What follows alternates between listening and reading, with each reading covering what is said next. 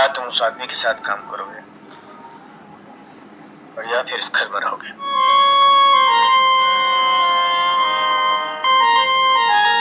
मैं इस घर से जा रहा हूं। 1960 का साल, जून का महीना, जेठ की दोपहरी। 18 साल के अमिताभ बच्चन अपने बाबूजी और अपनी माताजी के साथ साउथ बॉम्बे में घूम रहे थे। उन्होंने देखा कि सामने वाले होटल के पास एकदम से लोगों की भीड़ जुटने लगी है। उन्हें समझ नहीं आ रहा था कि वहाँ हो क्या रहा है। अचानक से एक लड़का उनके बगल से दौड़ता कहता हुआ निकला, अरे जल्दी आओ, दिलीप कुमार को असलियत में देखने का मौका है। ये सुनते ही अमिताभ ने अपने बाबूजी डॉक्टर हरिवंश राय बच्चन से कहा, बाबूजी बस 1 मिनट रुकिए, और सीधा दौड़ लगाकर भीड़ को चीरते हुए अंदर पहुंचे। देखा तो सचमुच दिलीप कुमार वहां मौजूद थे। दरअसल उस होटल का जो मालिक था वो दिलीप कुमार का बहुत अच्छा दोस्त था। दिलीप साहब अपने दोस्त से कुछ बातें करने आए थे। अमिताभ तुरंत वापस मुड़े और भीड़ को चीरते हुए सीधे अपने बाबूजी के पास पहुंचे। इससे पहले कि हरिवंश राय उनसे कुछ कहते, अमिताभ तुरंत बोले, बाबूजी बस 5 मिनट और, बस 5 मिनट रुक जाइए, और सीधा दौड़ते हुए सामने की स्टेशनरी की दुकान पर पहुंचे। वहां से एक ऑटोग्राफ बुक खरीदी और फिर हरिवंश राय के सामने से दौड़ते हुए उस भीड़ के अंदर जा पहुंचे और दिलीप कुमार के एकदम सामने जाकर अपनी ऑटोग्राफ बुक उनकी ओर बढ़ाकर अमिताभ जोर जोर से चिल्ला कर उनसे ऑटोग्राफ देने की गुहार करने लगी। मगर दिलीप साहब ने अमिताभ को ऑटोग्राफ देना तो दूर, उनकी ओर नज़र उठाकर देखा तक नहीं। अपने दोस्त से हाथ मिलाए और वहाँ से चलते बने। हाथ में खाली ऑटोग्राफ बुक लिए मायूस अमिताभ वहीं खड़े रह गए। लेकिन उन्हें क्या मालूम था कि आज से तकरीबन 20 साल बाद जिन दिलीप कुमार को वो अपना आइडल मानते हैं, इन्हीं दिलीप कुमार के साथ वो स्क्रीन शेयर करेंगे। मैं बात कर रहा हूँ साल 1982 में रिलीज़ होने वाली हिंदी सिनेमा के 2 महानायकों को एक साथ पर्दे पर लाने वाली फिल्म शक्ति की। शक्ति फिल्म के रिलीज़ होने के महज 1 हफ्ते पहले किसने फिल्म शक्ति के प्रोड्यूसर मुशीर का किडनैप कर लिया और फिर कैसे दिलीप कुमार ने अपने दिमाग से उन किडनैपर्स को पकड़वाया। Dialogue writer S Hussain Zaidi को इराक में किसने बंधक बना लिया और फिर कैसे अमिताभ बच्चन ने इराक में उनकी जान बचाई। 2 इतने बड़े महानायकों की मौजूदगी के बाद भी शक्ति फ्लॉप क्यों हो गई? क्या है फिल्म शक्ति की मेकिंग के दौरान दिलीप कुमार और अमिताभ बच्चन के बीच दुश्मनी की कहानी? शक्ति फिल्म से जुड़ी ऐसी तमाम अनसुनी बातें जो आपको अचंभित कर देंगी, आप जानेंगे इस वीडियो में। शक्ति की कहानी का जन्म हुआ साल 1977 में मशहूर फिल्म शोले के डायरेक्टर रमेश सिप्पी के दिमाग में। दरअसल रमेश सिप्पी लेजेंड दिलीप कुमार को लेकर एक फिल्म बनाना चाहते थे, लेकिन उसके लिए वो चाहते थे कि कहानी ऐसी हो जो लेजेंड दिलीप कुमार के स्टार स्टेचर को मैच करती हो। Ramesh Sippy mother India film के बहुत बड़े प्रशंसक थे, वो उससे बहुत प्रभावित थे। रमेश सिप्पी के दिमाग में ख्याल आया कि जिस तरह मदर इंडिया में एक माँ नैतिक मूल्यों सिद्धांतों के लिए अपने प्यारे बेटे को गोली मार देती है, उसी तरह अगर एक पिता नैतिक मूल्यों और सिद्धांतों की रक्षा करने के लिए अपने प्यारे बेटे को गोली मार दे, तो यानी एक तरह से रमेश सिप्पी के दिमाग में फादर इंडिया का आइडिया आया और इस फादर इंडिया में फादर के किरदार के तौर पर उन्हें दिलीप कुमार से बेहतर और कोई न लगा। रमेश सिप्पी ने इस कहानी का जिक्र अपने दोस्त मशहूर स्क्रीन राइटर सलीम जावेद से किया। सलीम जावेद ने रमेश सिप्पी को बताया कि साल 1973 में थंगा पत्तकम नाम की एक तमिल फिल्म रिलीज हुई थी। उसकी कहानी कुछ ऐसी ही थी।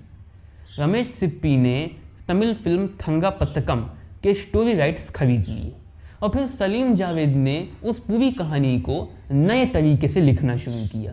नए तरीके से गढ़ने के बाद कहानी में बाप अपने प्यारे बेटे को गोली मार देता है। इसके सिवा मूल कहानी का कुछ न बचा। रमेश सिप्पी अच्छी तरह से जानते थे कि प्रोड्यूसर मुंशी रियाज पिछले कुछ वक्त से दिलीप कुमार को साथ ले एक फिल्म बनाना चाहते हैं।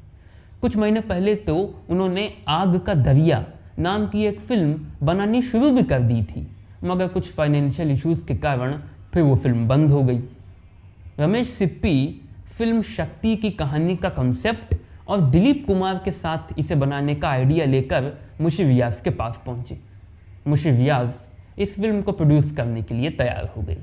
दिलीप कुमार उन दिनों बैराग फिल्म में काम करने के बाद अपनी रेगुलर टाइप फिल्मों से पक चुके थे और अब एक ऐसी स्क्रिप्ट का इंतज़ार कर रहे थे जिसमें उनका किरदार बिल्कुल अलग और बहुत गहरा हो। दिलीप कुमार अपनी autobiography Dilip Kumar the substance and the shadow में लिखते हैं कि शक्ति फिल्म में उनका किरदार ऐसा ही था। दिलीप कुमार ने इस फिल्म का ऑफर एक्सेप्ट कर लिया। अब उनके अपोजिट बेटे का किरदार कौन निभाएगा? सलीम जावेद कुछ दिनों पहले एक नाटक देखने गए थे। उस नाटक में उन्हें एक लड़के का काम बहुत अच्छा लगा था। उस लड़के का नाम था राज बब्बर। ये वही राज बब्बर थे जो 80 के दशक में बॉलीवुड के मशहूर हीरो बने। सलीम जावेद ने फिल्म शक्ति में बेटे का किरदार निभाने के लिए रमेश सिप्पी को राज बब्बर का सुझाव दिया। रमेश सिप्पी को सलीम जावेद पे पूरा भरोसा था। उन्होंने राज बब्बर का स्क्रीन टेस्ट लिया और उन्हें सेलेक्ट भी कर लिया, यहाँ तक कि उन्हें एडवांस पेमेंट भी दे दी गई। इसी बीच सलीम जावेद के सलीम खान अपने पक्के दोस्त अमिताभ बच्चन के घर एक रात दावत खाने गए। दावत के दौरान उन्होंने बातों बातों में अमिताभ से शक्ति का जिक्र किया। अमिताभ ने बड़े एक्साइटेड होकर कहा, तो फिर बेटे के किरदार के लिए मुझे क्यों नहीं अप्रोच किया गया? सलीम ने उन्हें समझाते हुए कहा, क्योंकि फिल्म में बेटे का किरदार बाप से छोटा है, तुम्हारे स्टार स्टेटस को मैच नहीं करता। लेकिन इस पर अमिताभ कहने लगे, ना करे तो ना सही, मैं दिलीप साहब के साथ काम तो कर लूँगा, मैं ये किरदार निभाना चाहता हूँ। अमिताभ की इस मांग ने रमेश सिप्पी को बड़े गहरे संकट में डाल दिया। क्या करें वे? कुछ समझ नहीं आ रहा था उनको। उनकी इस जद्दोजहद को ज़बरदस्ती ख़त्म करने पर मजबूर कर दिया फिल्म के डिस्ट्रीब्यूटर्स ने। शक्ति के डिस्ट्रीब्यूटर्स ने रमेश सिप्पी से कहा कि अगर इस फिल्म में बेटे का किरदार अमिताभ बच्चन निभाएंगे तभी वो इस फिल्म को डिस्ट्रीब्यूट करने में अपने पैसे लगाएंगे। दरअसल डिस्ट्रीब्यूटर्स इस चक्कर में थे कि 2 सुपरस्टार्स एक ही फिल्म में, तो मोटा प्रॉफिट मिल जाएगा। अंततः रमेश सिप्पी ने अमिताभ बच्चन ही को फिल्म शक्ति में दिलीप कुमार के बेटे के किरदार के तौर पे कास्ट कर लिया। स्क्रिप्ट नरेशन के टाइम पर रमेश सिप्पी ने एक बार फिर से अमिताभ से कहा कि फिल्म में आपका किरदार दिलीप कुमार के किरदार से छोटा ही रहेगा। इस पर अमिताभ ने कहा कि उन्हें इससे कोई आपत्ति नहीं है। शक्ति में दिलीप कुमार की पत्नी का किरदार निभाने के लिए रमेश सिप्पी को एक गंभीर अदाकारा की तलाश थी और उनकी ये तलाश बार बार पूरी हो रही थी अभिनेत्री राखी के रूप में। हालांकि सलीम जावेद उनके इस ख्याल के खिलाफ थे। सलीम जावेद का कहना था कि अभी पिछले साल 1976 में रिलीज होने वाली सुपरहिट फिल्म कभी कभी में राखी ने अमिताभ बच्चन की प्रेमिका की भूमिका निभाई थी और अब वो अमिताभ की मां बन जाएंगी। लेकिन इस पर रमेश सिप्पी का तर्क था कि जैसे प्रेमी का किरदार निभाने के बाद भी संजीव कुमार फिल्म शोले में जया बच्चन के ससुर बन गए, उसी तरह से राखी भी अमिताभ की मां बन सकती हैं। राखी के लिए ये बहुत कठिन था। ये रोल उनके कैरियर पर आंच ला सकता था, लेकिन राखी ने ये रिस्क केवल इसलिए ले लिया कि एक बार वो पर्दे पर दिलीप कुमार की प्रेमिका यानी उनकी पत्नी का किरदार निभाना चाहती थी। अभी इस फिल्म में एक और हीरोइन की ज़रूरत थी। अमिताभ बच्चन की प्रेमिका के तौर पर रमेश सिप्पी ने पिछली कुछ फिल्मों में अमिताभ की प्रेमिका के किरदार निभा चुकी एक्ट्रेस नीतू सिंह को साइन कर लिया। शुरू में रमेश सिप्पी शक्ति को हॉलीवुड स्टाइल में बनाना चाहते थे। हॉलीवुड स्टाइल का मतलब है विदाउट सॉन्ग। मगर सलीम जावेद ने उनसे कहा कि नहीं, गाने तो ज़रूर होने चाहिए। तब सलीम जावेद की बात मानकर रमेश सिप्पी ने म्यूज़िक कंपोज़र R.D. बर्मन को शक्ति के संगीत की जिम्मेदारी सौंप दी। अब सब कुछ तैयार था, कास्ट रेडी थी, लोकेशन सेलेक्ट हो चुकी थी और शेड्यूल भी बन गया था। आखिरकार शक्ति की शूटिंग शुरू हुई। पहला मुहूर्त शॉट शूट हुआ कि अमिताभ बच्चन एक सफ़ेद रंग के हेलीकॉप्टर से उतरकर नीचे पहला मुहूर्त शॉट शूट हुआ कि अमिताभ बच्चन एक सफ़ेद रंग के हेलीकॉप्टर से नीचे ज़मीन पर उतरते हैं। कुछ कदम आगे चलकर अपने पिता दिलीप कुमार से कुछ बातें करते हैं। जिस वक्त रमेश सिप्पी शक्ति बना रहे थे, उसी दौरान वो अपने एक और महत्वाकांक्षी प्रोजेक्ट शान पे काम कर रहे थे। रमेश सिप्पी ने सोचा था कि वो इन दोनों फिल्मों को साथ साथ कंप्लीट करेंगे, मगर फिर कुछ ऐसी परिस्थितियां बन गईं कि वो इन दोनों में से केवल एक ही फिल्म बना सकते थे और उन्होंने शक्ति को ड्रॉप कर दिया, शान बनाने लगे। लेकिन रमेश सिप्पी को नहीं मालूम था कि उन्होंने शक्ति की शूटिंग को टाला है तो वो इतनी टल जाएगी कि वो 3 साल तक इसे फिर न शुरू कर पाएंगे।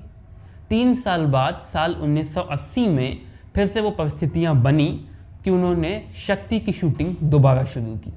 3 साल पहले फिल्म का जो मुहूर्त शॉट शूट हुआ था, जिसमें अमिताभ बच्चन सफ़ेद रंग के हेलीकॉप्टर से नीचे ज़मीन पर उतरते हैं, कुछ दूर चलकर अपने पिता दिलीप कुमार के पास जाते हैं और उनसे कुछ बातें करते हैं, उसे अब हटा दिया गया। दूसरा मुहूर्त शॉट शूट किया गया, साथ ही स्क्रीन प्ले में कुछ बदलाव किए गए।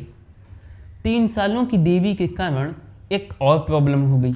दरअसल 3 साल पहले रमेश सिप्पी ने शक्ति में अमिताभ बच्चन की प्रेमिका के तौर पर नीतू सिंह को साइन किया था, लेकिन इसी साल 1980 में शूटिंग शुरू होने से पहले नीतू सिंह ने ऋषि कपूर से शादी कर ली और शादी के बाद फिल्मों से संन्यास का फैसला कर लिया।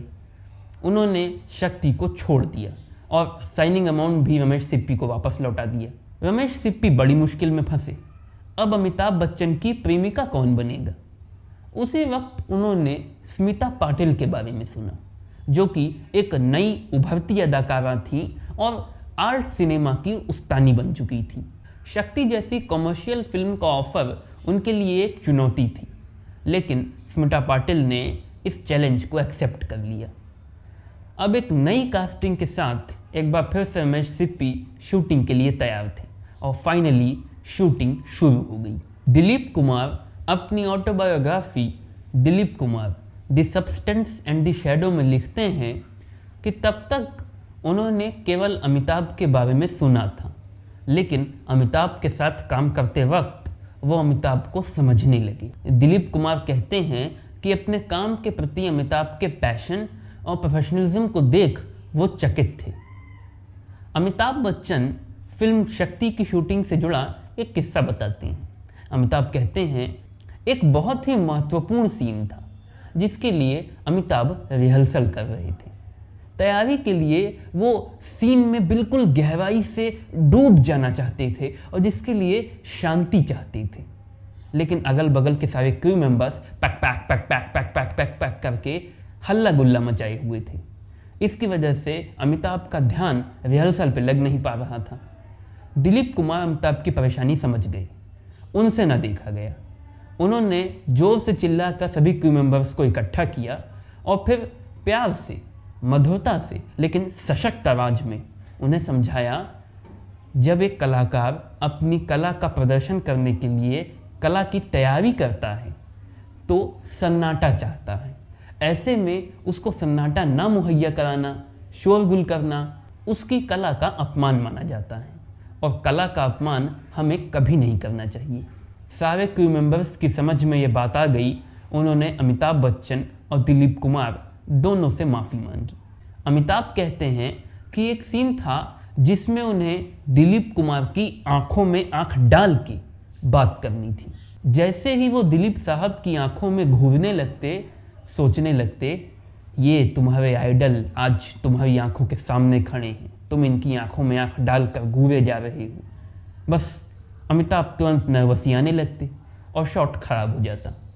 इसलिए इस शॉट को शूट करने में बड़ी दिक्कत हुई, बड़ी मशक्क़त से ये शॉट शूट हुआ। रमेश सिप्पी इस फिल्म की शूटिंग से जुड़ा एक किस्सा बताते हैं। इस फिल्म में एक सीन था जिसमें अमिताभ दिलीप कुमार से बदतमीजी करते हैं। सीन के मुताबिक इसके बाद दिलीप कुमार को अपना डायलॉग बोलना था, लेकिन शूटिंग के दौरान अमिताभ की बदतमीजी करने के बाद दिलीप कुमार चुप हो गए। तो रमेश सिप्पी ने शॉट को बीच में ही कट कर दिया और दिलीप कुमार से उनकी इस चुप्पी की वजह पूछी। तो दिलीप कुमार ने उनसे कहा कि उनके दिमाग में शूटिंग के दौरान ख्याल आया कि हिंदुस्तानी तहजीब में जब बेटा अपने बाप के कंधों से इतना ऊंचा हो जाए और उनसे इतनी बदतमीजी करे तो बाप खामोश हो जाता है, चुप हो जाता है, कुछ नहीं कहता। इसीलिए वो चुप हो गए। रमेश सिप्पी को उनकी ये बात समझ में आ गई और फिर उन्होंने उस सीन को वैसा ही बनाया जैसा दिलीप कुमार ने कहा था।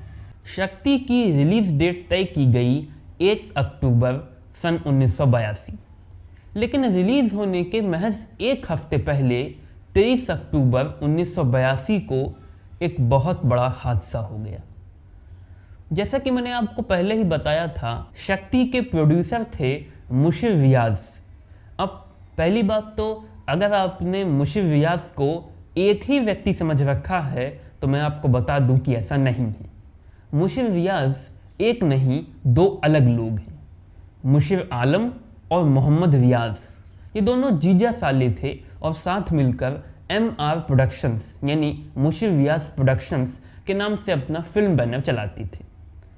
इन्हीं मुशीर रियाज के मुशीर आलम 23 अक्टूबर सन 1982 की शाम 4:30 बजे वर्ली स्थित अपने ऑफिस से एक मीटिंग में जाने के लिए निकले। अपनी सफ़ेद कलर की फिएट में बैठकर वो इन्हीं बेसेंट रोड पर ही पहुंचे थे कि अचानक एक एम्बेसडर उनको ओवरटेक करती हुई आगे निकली और उनकी फिएट के आगे ऐसे चौड़ाई में खड़ी हो गई। जब तक मुशीर को समझ पाते, एम्बेसडर से 4 नकाबपोश निकले और तमंचे की नोक पर मुशीर को ज़बरदस्ती उनकी फिएट से बाहर उतार लिया और अपनी एम्बेसडर में धक्का मारते हुए बिठा दिया। मुशीर की आंख पर सफ़ेद कलर की पट्टी बांध दी गई, गाड़ी चल पड़ी। मुशीर समझ गए कि उनका किडनैप कर लिया गया है। किडनैप करके उन्हें कहाँ ले जाया जा रहा है ये पता करने के लिए उन्होंने उस पट्टी के नीचे से बाहर देखने की कोशिश की। वो और कुछ तो नहीं देख सके, हाँ उन्हें शोले फिल्म का एक पोस्टर सा दिखाई दिया। उसके बाद उन्हें सुनाई पड़ा ऐसा कि जैसे आसपास बहुत सारे बच्चे हैं जो हंस बोल रहे हैं। इसके बाद उन्हें दूसरे तल्ले पे ले जाया जाने लगा। सीढ़ियाँ चढ़ते वक्त मुशीर ने महसूस किया कि सीढ़ी पर लगी रेलिंग लोहे की नहीं लकड़ी की है। सीढ़ियों पर बहुत घुमावदार मोड़ थे। जहाँ जहाँ भी घुमावदार मोड़ आ रहा था वहाँ उन्हें इंस्ट्रक्शन दी जा रही थी, ठीक से चलें, ठीक से चलें।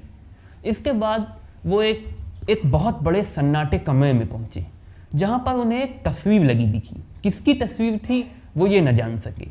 इसके बाद इस कमरे में मुशीर को मारा पीटा गया और फिर उन नकाबपोशों में से एक मुशीर से बोला, हमें 25 लाख रुपए दे दो, तुम्हें जाने देंगे।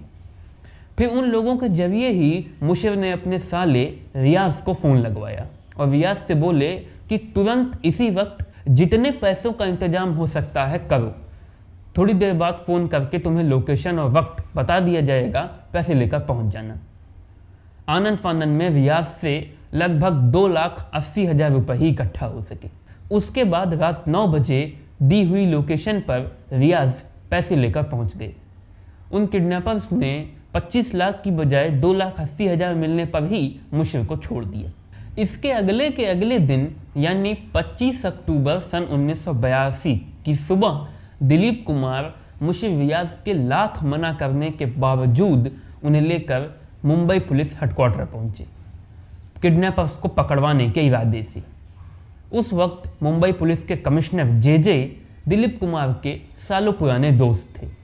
दिलीप कुमार ने मुशीर रियाज के साथ मिलकर उन्हें सारी बात बताई। कमिश्नर जे ने इस केस की इन्वेस्टिगेशन सौंप दी इंस्पेक्टर जेंदे को।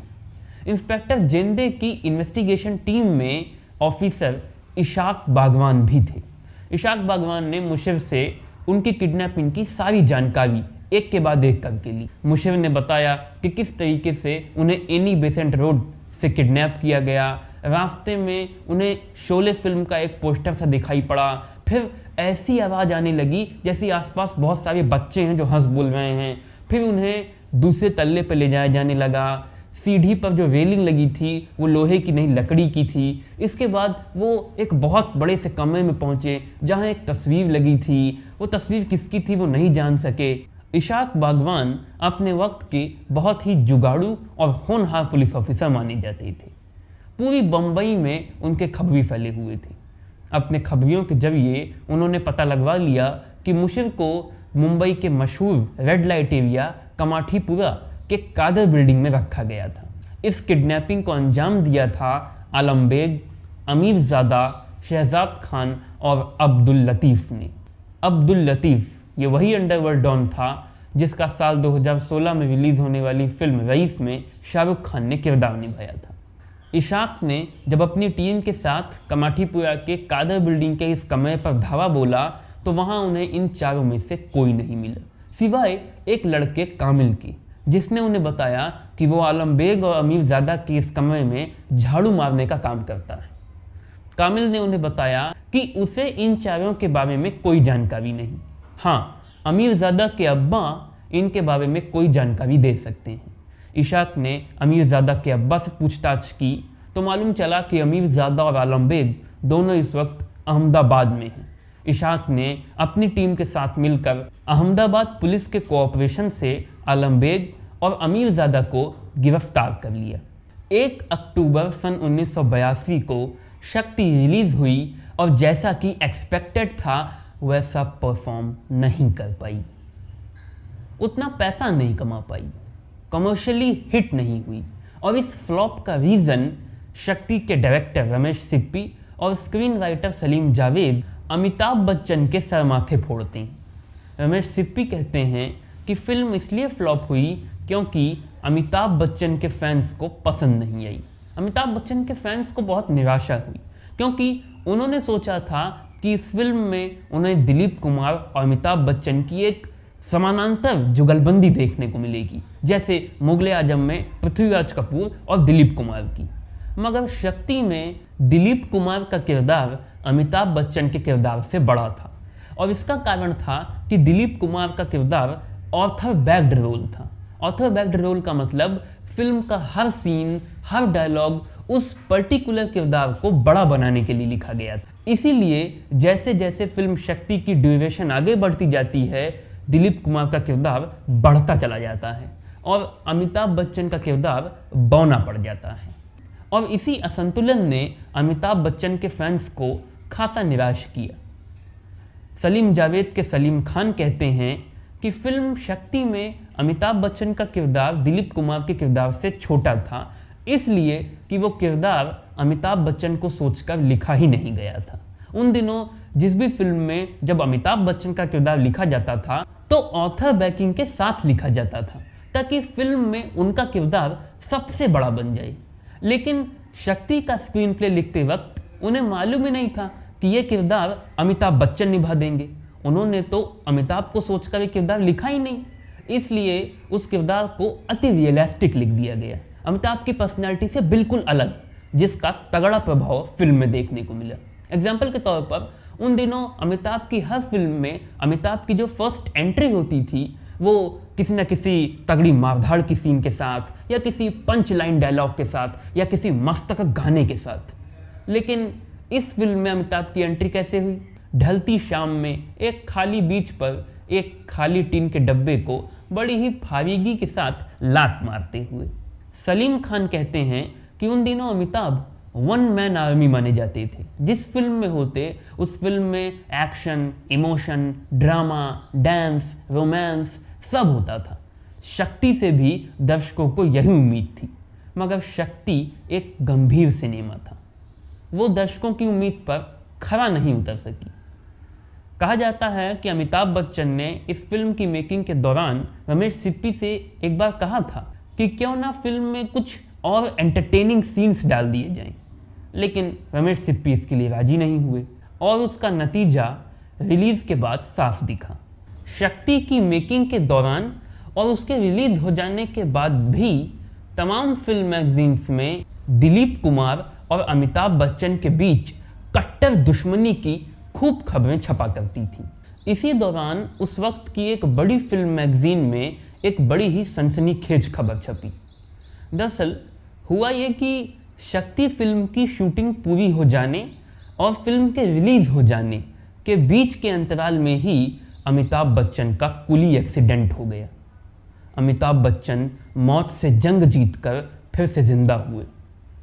खबर के मुताबिक जब अमिताभ बच्चन कुली एक्सीडेंट के बाद अस्पताल में एडमिट थे, उसी दौरान शक्ति फिल्म की एडिटिंग हो रही थी और दिलीप कुमार ने एडिटिंग टेबल पर बैठ रमेश सिप्पी पर दबाव बनाकर अमिताभ के बहुत सारे अच्छे सीन्स कटवा दिए, जिसके कारण ही फिल्म में अमिताभ का रोल दिलीप कुमार के किरदार से छोटा हो गया।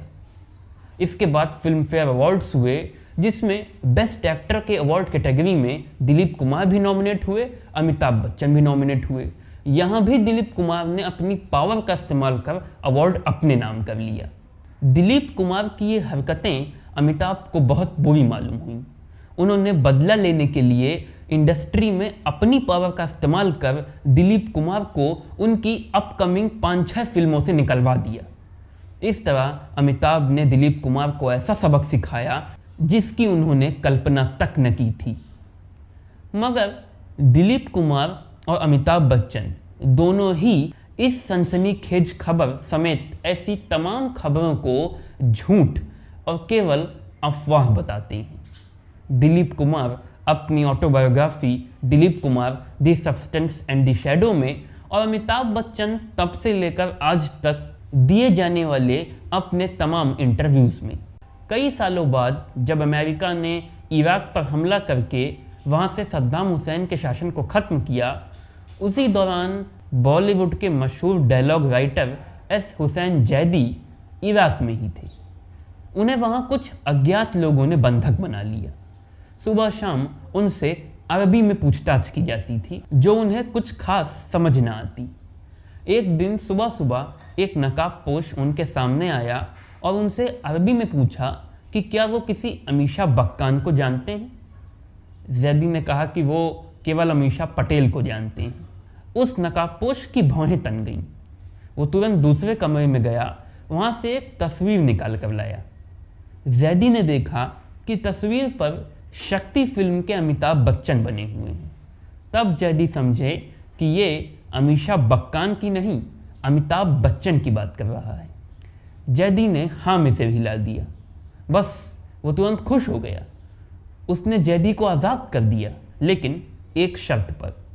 उसने जैदी से एक कागज़ पर सिग्नेचर करवा लिए, जिस कागज़ पर लिखा था कि कुछ महीनों बाद वो बॉम्बे आएगा और जैदी तुरंत उसकी मुलाकात अमिताभ बच्चन से करवाएंगे। इस तरह इराक में अमिताभ बच्चन की मशहूरियत ने एस हुसैन जैदी की जान बचा ली। भले ही शक्ति कॉमर्शियली असफल हो गई और असफलता का सबसे ज़्यादा क्रेडिट अमिताभ बच्चन को दिया जाता है, लेकिन फिर भी रमेश सिप्पी कहते हैं कि शक्ति में जिस तरह से अमिताभ बच्चन ने बेटे की भूमिका निभाई, कोई और नहीं निभा सकता था। और दिलीप साहब की तो बात ही क्या, चाहे कितने ही समीक्षक हों या दर्शक, दिलीप साहब की कमाल अदाकारी को चाहे जितना भी सलाम करें वो कम ही है। हालांकि दिलीप कुमार भी शक्ति में अपने रोल को अपने कैरियर के सबसे टफेस्ट रोल्स में से एक मानते हैं। शक्ति भले ही रमेश सिप्पी की पिछली मशहूर फिल्म शोले से कमाई के मामले में काफ़ी कम रही, लेकिन तमाम फिल्म गोअर्स शक्ति को रमेश सिप्पी की फाइनेस्ट फिल्म मानते हैं।